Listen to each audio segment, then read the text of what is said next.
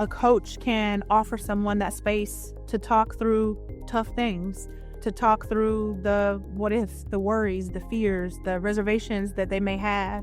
Coaching is tapping into their motivations, because if I tap into their motivations, they're more likely to achieve what they want to achieve and not what I want to achieve. When we train coaches, we talk about coaching for compassion versus compliance. Truly, coaching is about compassion and awareness and appreciation for the person that's being coached. I'm your host, Kristina Finch. In this episode, we're discussing coaching from anywhere, virtual coaching in action. We'll explore what virtual coaching looks like, how this model addresses the needs of child welfare professionals, review successes and challenges from the field, and preview what the future holds for this innovative approach to coaching. I'm joined today by three colleagues who are leading the way in virtual coaching for Florida's child welfare professionals. Candice Howell is the Institute's Program Director of Coaching and Wellbeing. She is a certified child welfare trainer with experience in children's residential care, adoption services, and quality improvement training. Candice leads statewide efforts to design and implement coaching models that strengthen professional practice and workforce well-being. Hi, Candice. Hi. Steve McGarvey is an applied learning coach with the Institute. Steve has spent his career in child welfare, beginning in case management and later focusing on professional development. He has designed numerous courses and provided interactive training for thousands of child welfare professionals and families across Florida. Hi, Steve. Hey, good to be here. And Brenda Lockwood is a senior program associate at the University of Denver's Butler Institute for Families. A former child protection worker, Brenda now provides training and coaching to child welfare professionals across the nation and develops new curricula for child and family-serving organizations. She also serves as faculty for the Butler Institute's Academy of Professional Coaching. Hi, Brenda. Hey, Kristina. Good to be here. Thank you all for being here. We're going to jump right in. So let's start with the big picture. Candice, what problem is virtual coaching solving in child welfare? Biggest thing that is solved by having coaching on a virtual platform is that you can reach a lot more people and be able to support them right where they are. Child welfare professionals spend a great deal of time in the field serving children and families, and they work a lot of long and sometimes untraditional hours. So to be able to offer coaching virtually is super helpful to be able to reach those who may need us to meet them. Right on. I appreciate that point. You know, the coaching, it's not just, I think, the tool itself, but it's the fact that you're adapting it for this environment. When we first started talking about coaching at FICWA, you know, there was this idea that it needed to be in person. And the reality is we have a large state to serve, right? It would be logistically almost impossible to be able to get coaching into the hands of everyone that we needed when you were doing it in that traditional environment. So I really appreciate you coming on and really embracing this idea that virtual can also be super engaging.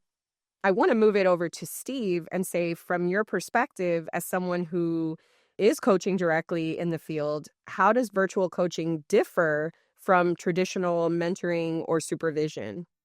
There is a big difference, and a lot of time the people that I coach don't understand the difference, so they may think that I'm going to be their supervisor. They may think that I'm going to be their mentor, and it's just totally different.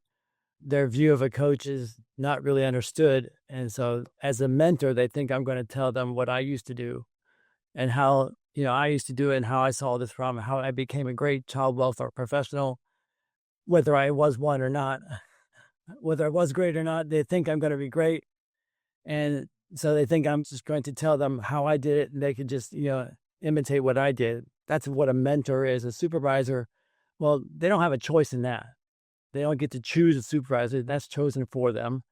And that's someone who's going to give them directives, is going to give them case-specific instruction. They're going to evaluate them. They're going to do all the things a supervisor does. And they need to do that. You need a supervisor, so that's appropriate. But as a coach, they have enough people telling them what they should do. And so my role as a coach is to listen, understand what they're going through, ask them reflected questions to find out, where they stand. And because they've chosen to have a coach, this is something they've chosen. They haven't chosen a mentor or a supervisor. They already have that. But they've chosen a coach that's going to focus on what they want to focus on. It's going to look at what their skill level they assess is. It's a self-assessment process. It's a self-reflective process that coaching addresses. It's also, in the coaching that I do, it's also skill-based. They're trying to improve their child welfare skills or professional skills. And so they want someone that's going to help them with that without telling them what to do, assessing what their values are, their strengths, doubling down on things they're good at so that they can be even better at it, instead of just, picking apart what they've done wrong and something they're not motivated for. Coaching is tapping into their motivations, because if I tap into their motivations, they're more likely to achieve what they want to achieve and not what I want to achieve. So it's really self-directed towards them. It's not about me. That would be a mentor. It's about what they want to do and how they can improve and become more professional skill-wise, and also well-being-wise, how they can be a better professional and a better person in their whole well-being. I really appreciate what you just said. I've had mentors in the past, and this has been really different. The fact that I have a choice in what I want to focus on has been an incredible strength for me, but it's also created a space where I feel like I've been given the opportunity to discuss with someone that isn't my supervisor, that I don't have that, I guess, emotional connection that I had with my mentor, and provide me a space that I can work on those areas I know that I need improvement on, that maybe I wouldn't feel as safe saying to someone that had, I think, a little bit more authority over me. So I can really appreciate what you're saying. I also really enjoyed that you said that you're taking what they do well and you can make it great, because, fine-tuning skills is so important in this field. There was a lot of things that you said that I loved. So I want to pick up on this last one is child welfare professionals, especially case managers and investigators, they do have people telling them what to do every single day. And this, I think it gives them a little bit of that freedom that is needed to ensure that you're taking care of yourself and that you've got that choice, right, to work on what you want to at this time. So I just really appreciate what you just said. Along those lines, Brenda, you've helped states across the country build and refine coaching models. What should agencies or organizations consider when they're thinking about implementing coaching within their workforce? Yeah, it's a good question. I'm glad you asked it, because I do think it's a really crucial first step for organizations, is to really think about what they mean when they are talking about coaching. And to some of what Steve was sharing and you were sharing, organizations need to be very clear on what coaching is and what it isn't, and why they want to implement coaching to begin with.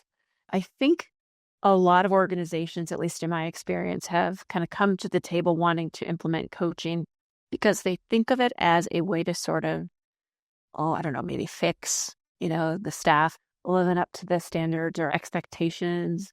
And that's unfortunate, because coaching is not meant to be punitive. Again, organizations really need to think about why. Why is it that they're wanting to choose coaching? And really understand what it is when they say coaching, and differentiate it from mentoring and consulting. They are very different roles.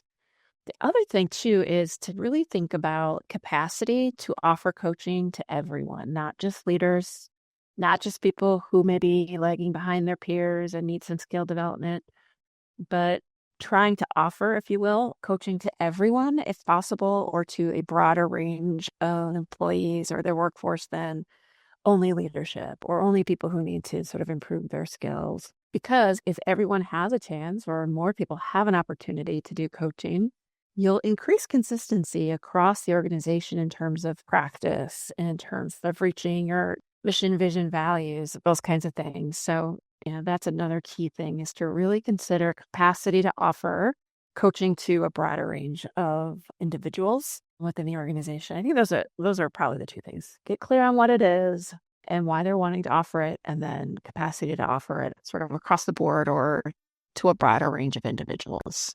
I can appreciate that. I was thinking back to when Candice first joined our team and we brought her on, and really she started the conversation with what is this and what isn't it?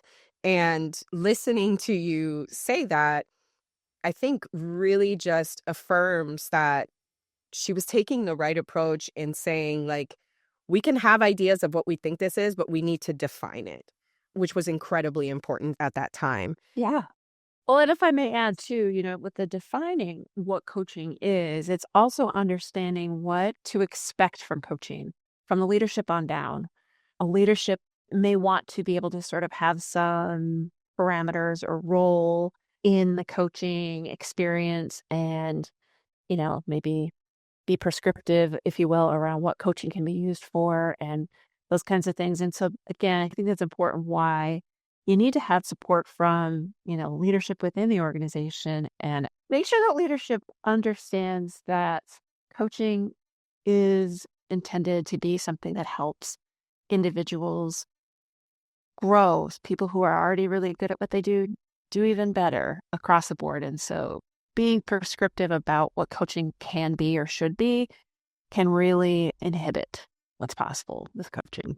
I appreciate that. And it leads nicely into talking about kind of the field and how we've, done this so far. Candice, you've had pretty much a front row seat to the impact of virtual coaching in general. We've added it as a component to, I know, one of our major curriculum-based projects. Can you share an example of how coaching has helped a child welfare professional put what they've learned into actual practice?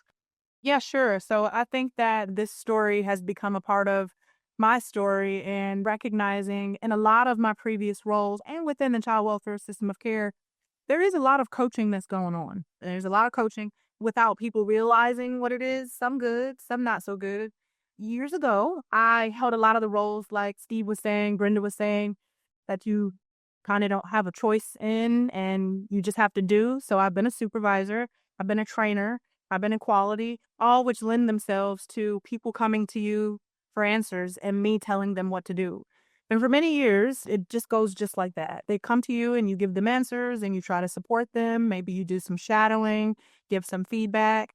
And one thing that I realized without knowing that it was kind of rooted in coaching concepts was when I did that, they kept coming back. And that wasn't a good thing. They would return again and again with the same questions because I was giving the answers. So they can correct when I give feedback and they correct it in that moment. That doesn't mean that they've actually applied what they learned. Experience that I had that kind of changed it for me and made real life example of the power of coaching.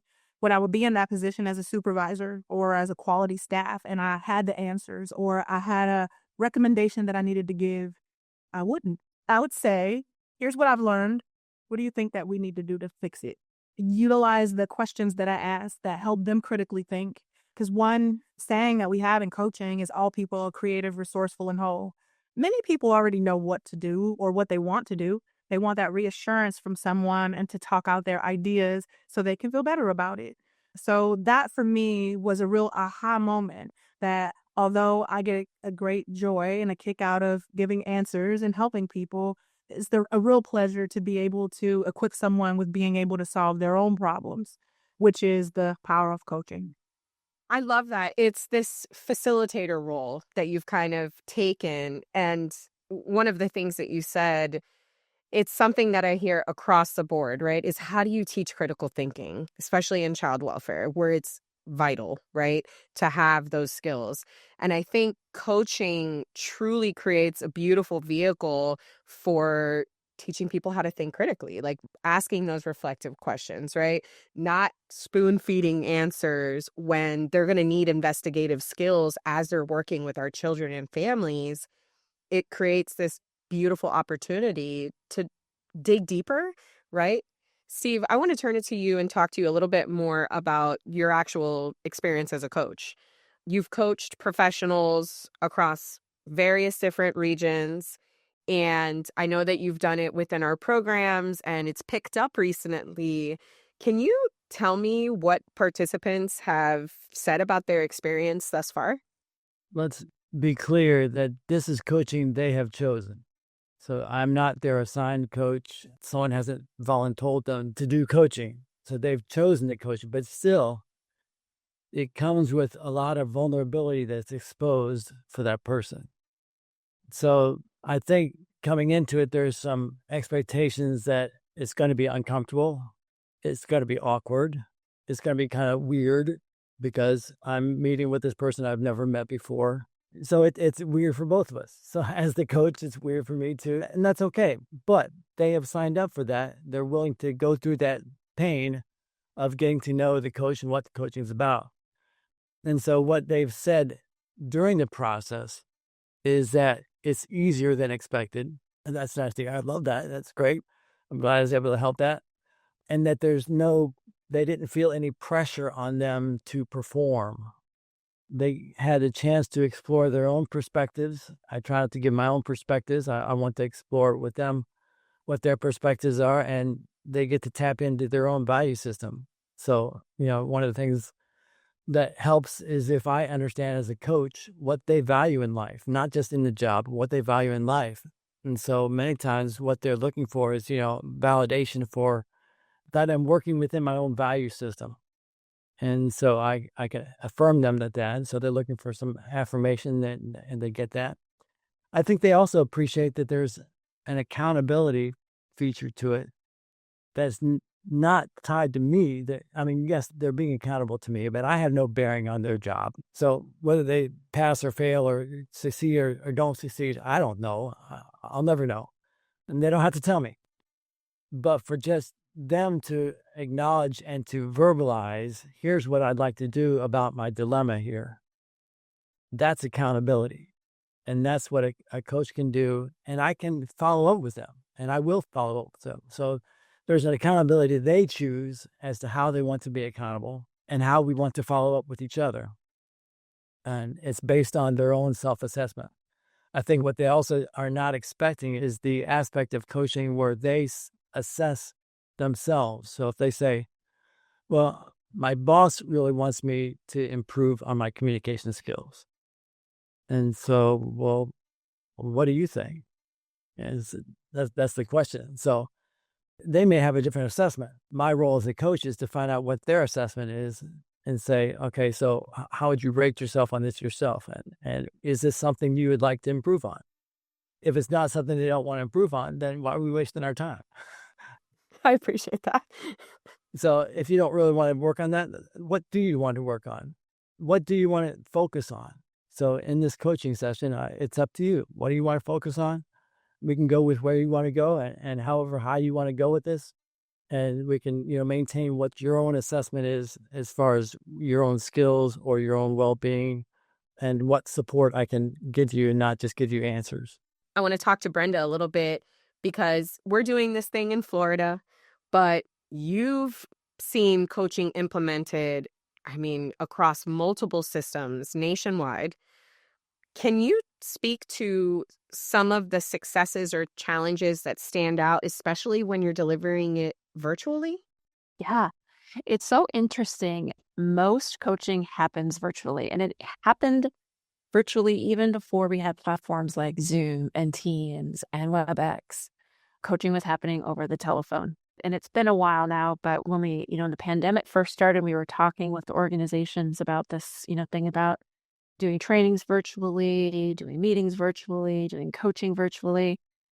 One thing that we discovered just sort of as we were doing a little bit of like literature research or, reading through literature is that actually people are more likely to engage in a virtual environment because the environment's less intimidating because you're not like sitting there staring at each other face to face, or maybe, but it's on a camera.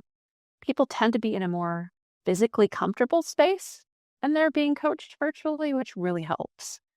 So this idea that virtual coaching doesn't work has been proven wrong time and time again. Because again, that whole thing about there's just something about it feeling less intimidating when there's a screen, in front of me.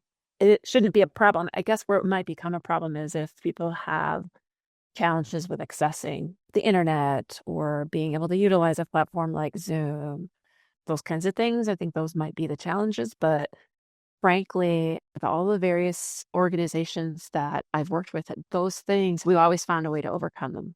Like, oh, your organization doesn't want you to use Zoom. You can use WebEx or Google Meets or whatever the platform is that the organization is okay with people using.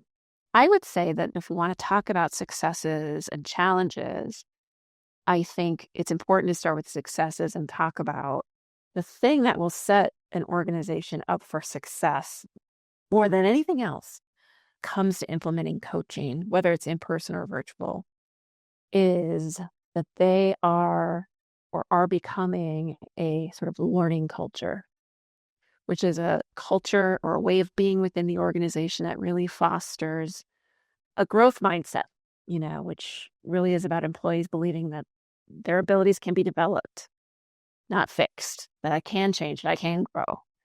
And supervisors and leaders believing that about themselves and about their workforce, where knowledge sharing is a collaborative experience, that the environment is all about helping each other grow and learn and grow.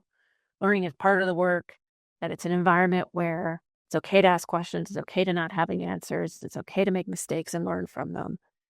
So if anything's going to help an organization be successful, it's that. If you have a strong foundation in it being a learning culture, a learning organization, you're off on the right foot, because then you have the capacity and the willingness to then overcome any challenges that might show up, like technical barriers or time management issues, which tends to be, again, one of those other challenges within organizations where hard for people to make time, especially in a child welfare organization where time is a commodity that people don't have a lot of, right? Right. And so having to be really intentional, and this gets back to what I said earlier, that leadership really needs to be on board and supportive, because choices will need to be made in terms of the intentionality that people will put toward the coaching experience. So being intentional about setting aside the time or creating the time for the coaching is hugely important. And again, if you are an organization that really already values sort of being that a learning culture and you make space for it, that can really help. So if there's challenges, it's finding time to do it and actually committing to do it and doing it. I think that's probably the biggest challenge, but it's amazing what an organization can do when it is something that they really value. Right on. I wanted to speak to what you said about a learning organization. We are very fortunate at FICWA to consider ourselves a learning organization. I think creating a culture that lends itself to people improving themselves. Now, that does not diminish the amount of work that we have to get done. It can be chaotic at times, right? The child welfare field, a lot of times people are working in crisis, but organizations, I truly feel, can attempt to, I think, balance it out by investing time and energy into giving people space to learn, giving people space to participate in coaching. You're not going to stop the day-to-day hard work that has to happen, but you can create a space where there is as much flexibility as possible so people feel that they can invest in themselves. The other thing I was going to say about, organizations really dedicating the time to being intentional about coaching is that when your workforce feels supported, and coaching is a form of support for your workforce, it will increase retention, right, among your workforce, which is huge in child welfare. You may not see it right away, if you're just starting to implement coaching. And over time, as coaching becomes part of your culture and people feel more supported, and not just frontline staff, not just supervisors, not just leaders, everybody's feeling more supported, you will start to see people staying longer.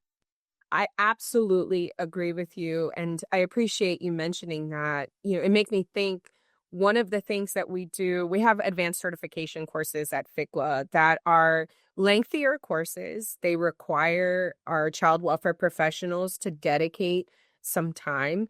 And coaching is a component of that total course experience. And one of the things that we ask for is supervisor support at the very beginning. When they are applying to be part of this cohort, we send an email to the supervisor that indicates what the worker will need while they're enrolled in this course, what it will entail, which is, time needed for coaching, time needed to take on the experience. And I think it really shows when that supervisor signs off on it, that buy-in, that dedication to that employee. And maybe it's not organization wide, but if your direct supervisor is showing you that level of support, that has to do something for you to feel, hey, somebody here has my back. Somebody here is looking out for me and trying to give me what they can at this moment. 100%. That's absolutely true. When we feel supported, just as any human being, when we Right. feel supported and when we go through hard times, we're going to get through those hard times and not feel like we got to get out of here. There's a likeliness you're going to hang in there and stick with the job and get through the tough time and learn from it and keep growing. Thank you. At this point, I'd like to move ahead and talk about, I guess, what the future holds for us. And so, Candice, as you look towards the next phase of the coaching program, what have you learned about what makes virtual coaching sustainable and scalable across Florida's system? Earlier, I think Brenda mentioned about capacity. And even if we had 5 FICWAs, we still might not be able to serve all of the child welfare professionals in Florida. There's tons of them. I think what virtual coaching does is allows us to be able to reach more people. But as we continue to move forward, and why this is something that's scalable is it's not just us going out and building these relationships and coaching people and then that's it. We are focused on how we can develop those roles that already serve as coaching, the coaching that's already happening, to do more of it. So supervisors, how can we support supervisors in implementing coaching practices on an individual level? How can we partner with organizations to learn about what already is happening with coaching and build upon it through us? So that's what we're hoping to do, is to continue offering coaching on an individual level, but really begin to dig into individual organizations and learning what their needs are and being able to support them and implementing their own coaching. So in the future, perhaps we'll see groups of coaches across the state that get together and network and learn and grow together, because it will be impossible for us to do it on our own. So we're looking for all of those professionals across the state, those who are in coaching roles, those who see the value in coaching, to step forward, be ready to support their teams.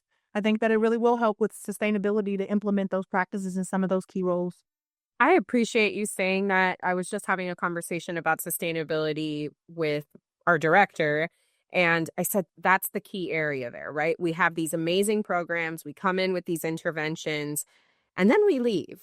And how can we ensure that these practices continue to go on? Because we just don't have the capacity to stay on the ground 24/7. It's not realistic, right? And I think you said it. We could have 5 FICWAs and still not do it.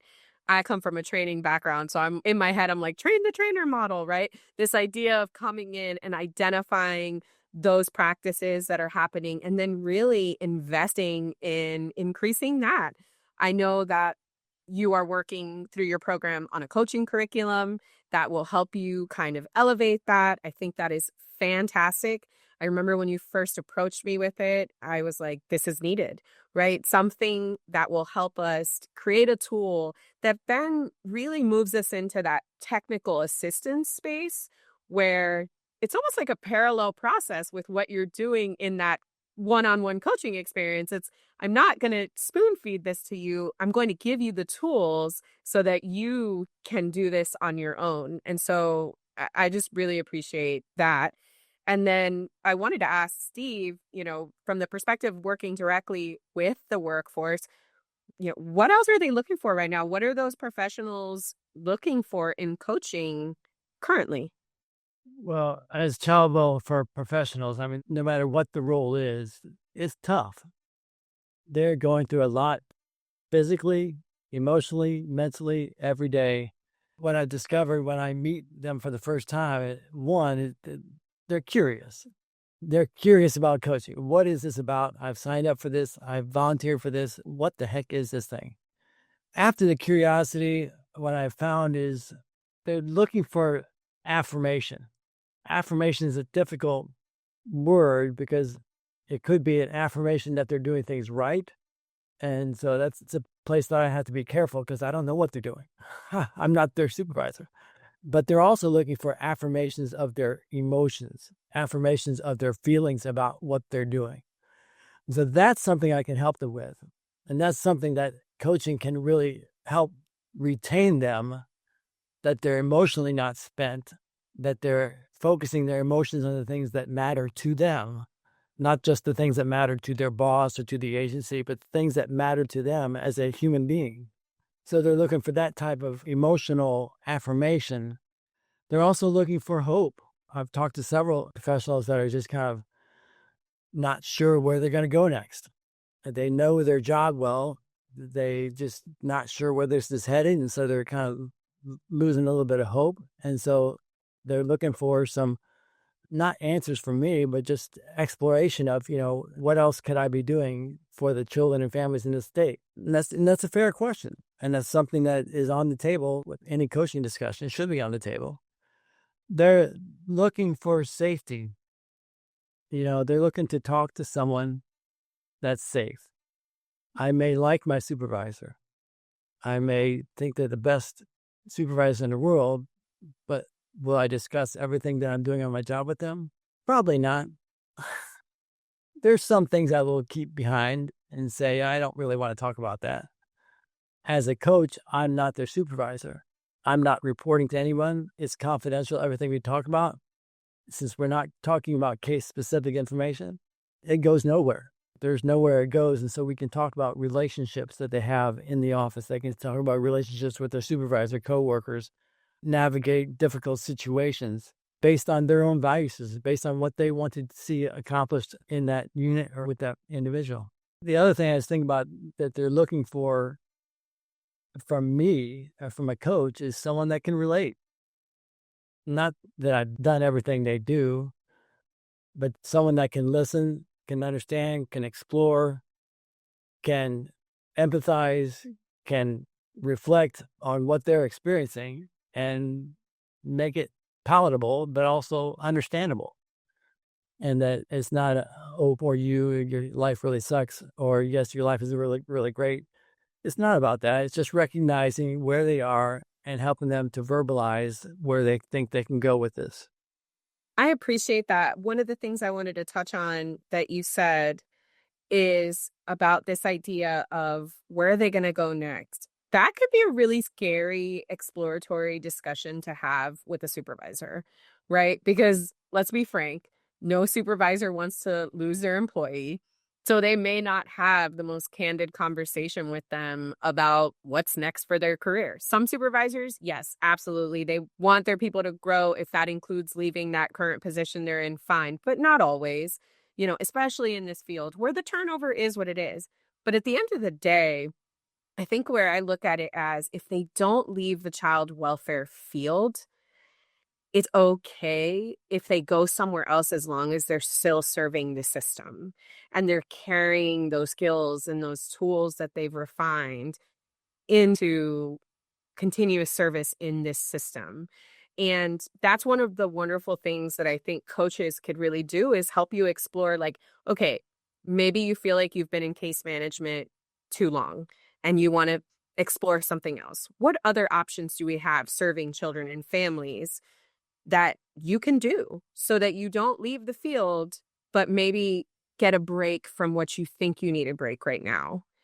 I think you were kind of saying that you can help them with that. Absolutely. And that's something that's, again, it's on the table as a discussion point with a coach and in my coaching role. And there's no judgment on it. It's just a matter of, trying to help them assess what their strengths are, but also what their desires are. And, where their heart is, what they want to be doing and how they want to be doing it within this child welfare system. And hopefully they can stay in this and fit in here in a different way or in a more productive way than what they feel right now. I appreciate that. I'm going to wrap it up by asking all three of you, how do you see coaching supporting workforce well-being long term? I'll start off, and it kind of goes well with what Steve was saying about the workforce and child welfare professionals wanting someone safe to talk to about real things that are going on that might not be their supervisor or their colleague or their peer. A coach can offer someone that space to talk through tough things, to talk through the what ifs, the worries, the fears, the reservations that they may have, the job itself that may present or oftentimes does with a lot of stress and trauma and so much. So a coach can meet a professional where they are and be a great listening ear. They can also process through feelings that people may have and develop a plan for what they'd like to see look different as it relates to their well being. And just beginning, the most important, I think, is beginning to have a conversation about well being. I'd say that the workforce has looked at a lot of the things that professionals experience as a part of the job. And the more that we can talk about well being and mental health in the workplace, the more that we can normalize when people are not having a good day, that need breaks, that need vacations, that need time away from workloads, or that need someone to talk to, like a coach, and feel safe with doing it, that there's not going to be any repercussions or that they're looked at as though maybe they're not cut out for it or they'll be let go, but someone that can help create plans to move forward and figure it out and develop and grow themselves. Thank you, Candice. Brenda, I wanted to kind of ask you the same question about how you see coaching supporting well-being. And also, a lot of people use those terms interchangeably, coaching and well-being. And maybe you could tell me how they work together, but may not be exactly the same thing. Well, when I think about well-being, my mind goes to the U.S. Surgeon General's framework on workplace mental health and well-being. I know that CICWA has done a bunch of work around that framework. And when I think about well-being, I think about these various elements of it, right? Work-life harmony, connection and community within your workplace, mattering at work, knowing that your work matters, knowing that your contributions matter, protection from harm, meaning that you have physical safety as well as psychological safety within your organization, and that you have opportunities for growth. So there's those elements, right, of well-being. And where I think coaching fits in is coaching helps facilitate a structured conversation around those elements. I guess that's one way of thinking about it. Candice was just sharing, and Steve too, how coaching really is person-centered. And it's really about what does the person that you're coaching need and want and what's kind of going on for them. And when we train coaches, we talk about coaching for compassion versus compliance.